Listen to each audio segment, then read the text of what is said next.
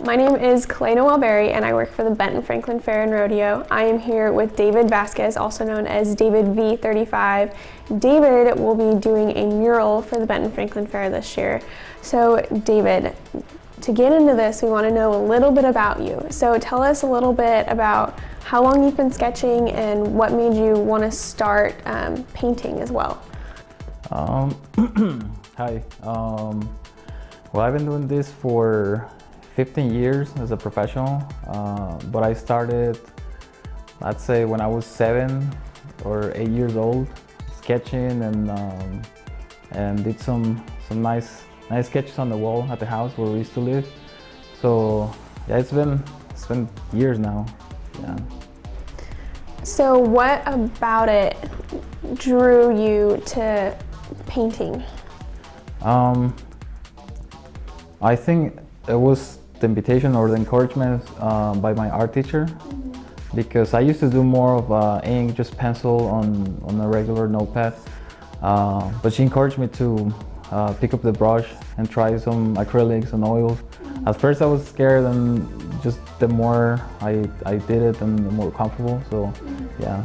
So what's your favorite medium to work with? And do you like acrylic? Do you like water paint?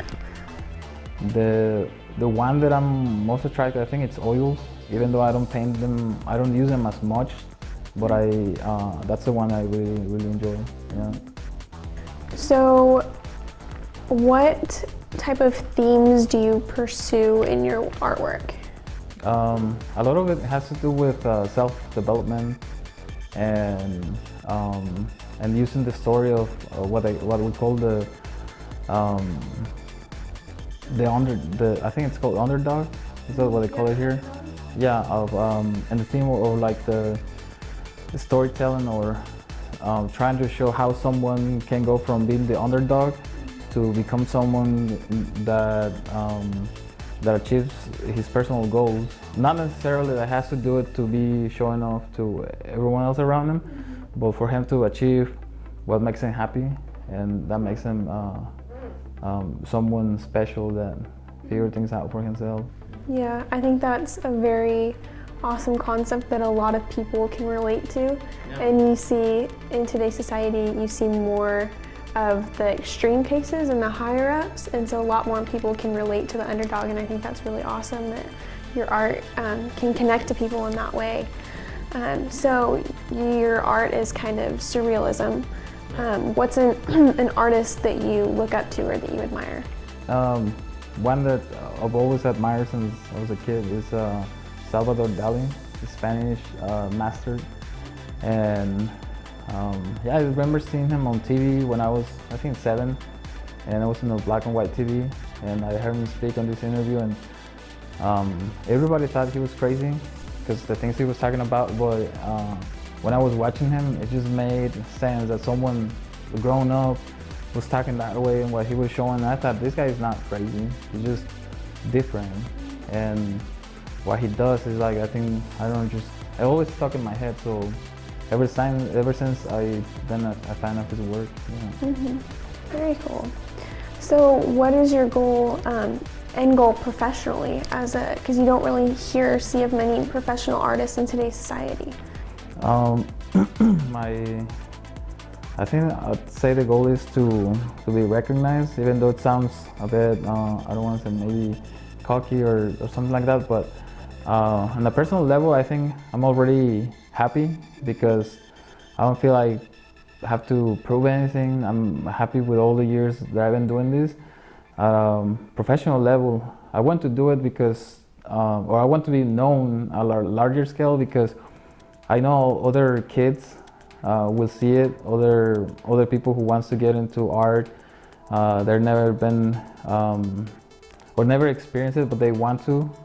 It will be someone or something they can look up to, not necessarily me, but the work, and that I feel that that'll be opening doors for them and have the encouragement that, or sort of a map that I didn't have when I started, and they can use that. Yeah. You want to be that role model for them and help show people and tell people more stories to connect with them at a larger scale.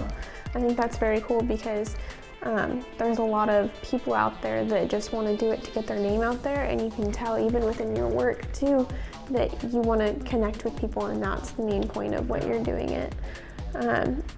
So we're going to go into your art process a little bit of how you create these beautiful pieces.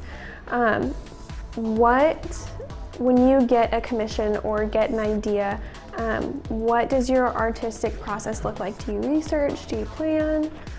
I do a lot of research, and it can be, it's either going to libraries or coffee shops or asking friends, browsing through the internet, YouTube, Facebook, whatever. I'm looking for pieces, almost like pieces to a puzzle.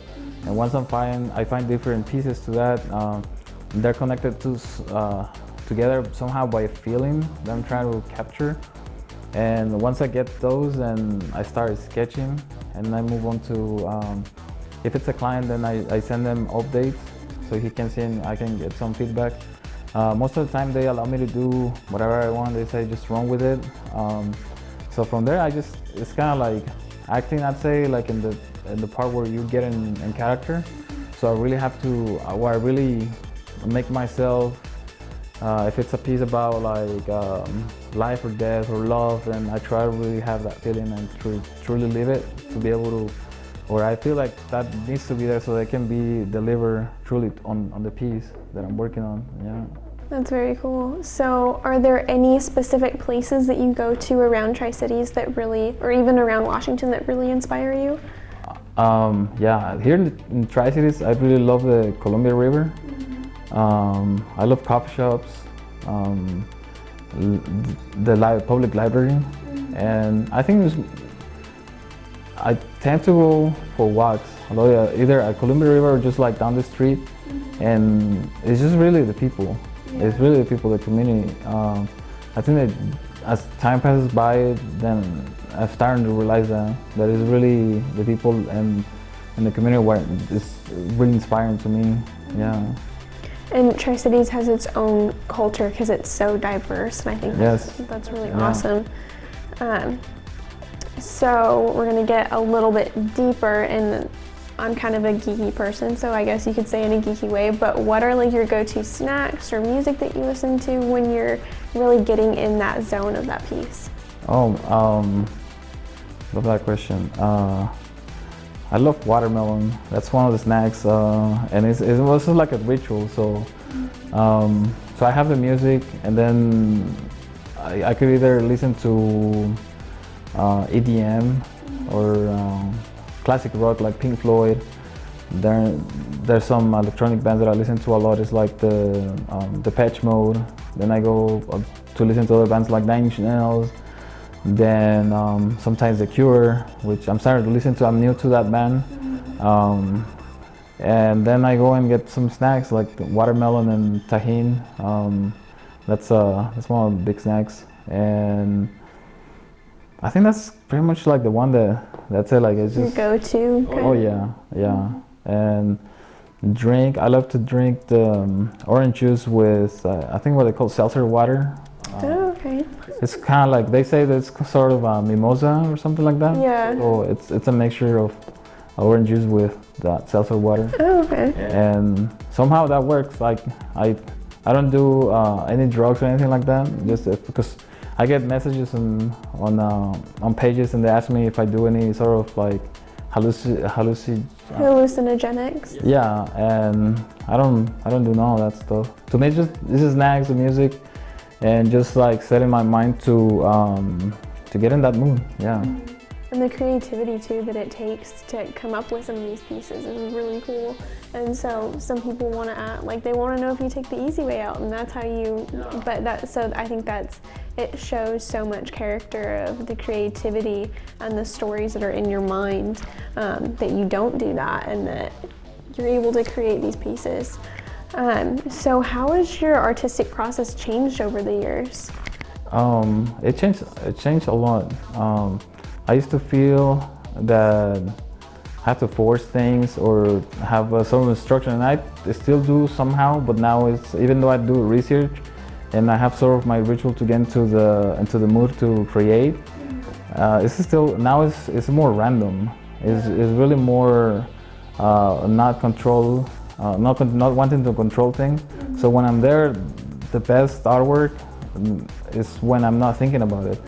And sometimes I still wonder how that happens, because I could go on for 3-4 hours, and I'm not aware of what I'm doing until I stop and I look at what I'm doing, and I'm thinking, how did I do this? So it's I call it just like go with the flow, just allow things to or the artwork to talk to you, to speak to you, and kind of shut my mind and allow things just to come to me. Yeah, you're letting the story kind of tell itself. Yeah. That's awesome. So what is your favorite piece that you've done so far? I know that all of these pieces can kind of become like your children, so it's hard to pick one, but if you had to pick one, what one's your favorite? I think now one that I'm very proud of, it's one that I call Atom Heart Mother, inspired by one of Pink Floyd's songs. And I did this for Caleb Harvey from Harvey's Insurance. I think a lot of people know them. Well, I did this piece for him. It's I think it's 7 feet long. It's an ink on paper, and it's in his living room.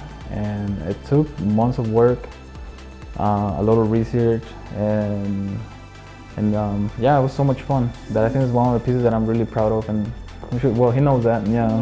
Yeah. So, how long did it take you, time-wise, to create just that piece? Like, by the time you started sketching and painting to the time you stopped? I think it was a couple months to maybe 3 months, because it was on and off, and it was, I think, a couple years ago. It was when we had that terrible winter. So I even got stuck, and I had to work in their shop for like 2 days because I got stuck in the snow. I couldn't go anywhere. So and it was an interesting time for me. It wasn't. I was looking for a new studio. So yeah, I think it was 2 months to 3 months. Wow. So is that size-wise, is that the biggest piece that you've done, or have you done anything bigger? I've done some murals, but as far as like an ink paper or the yeah, that's probably the largest. Yeah, 7 feet. I think it's 7 feet long, and it's almost 2.5 height. Yeah. So you have a mural in Roasters on G-Way, and then where are some of your other ones? It's in downtown Pasco, at this Mexican restaurant that is called Hocho's. I have another one. What was that one? Well, actually, I think they painted over it. It was in Ephrata. Large pieces.